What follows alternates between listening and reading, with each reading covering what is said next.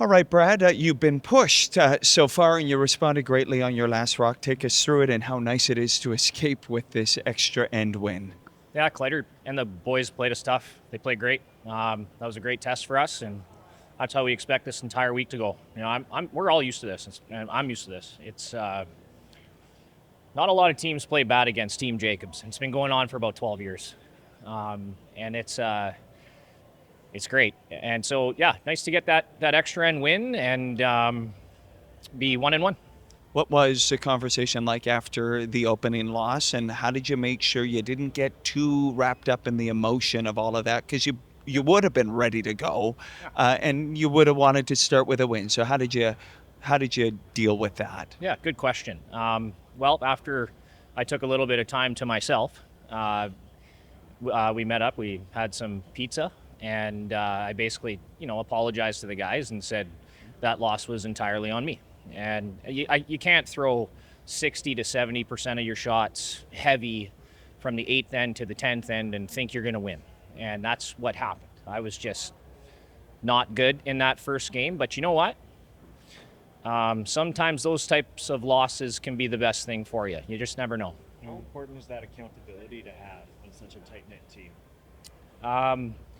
Well, I mean, if you're a leader in any capacity, especially on a sports team, I think that your guys or gals respect you a lot if you're accountable, if you're aware, if you can admit when you've done something wrong, or whatever the case might be. And I've certainly, I think I've always been like that, or I've been like that a lot of my career, especially in the last 10 or so years. And yeah, I was just upset with myself, really. I can play a lot better than that. I work very, very hard at the game in all the right ways.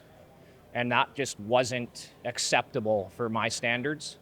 And you know what? Bounced back, played a great game, and that's kind of what I expected. To your point about maybe having a target and people raising their level of play against you, what is it about you, Brad Jacobs, specifically that you think people might want to take you down or bring their best? I don't know what it is. I don't know what it is. It's felt like that for a long time, though. I think that we are a team, and I'm probably a skip that kind of brings out the best in the opponent, and they want to prove themselves. They want to, go up against the best and test themselves and see where they stand. I remember being that way when I was younger, especially the younger guys out here. They're really hungry to play against us. I think super excited and motivated to play against us and hungry.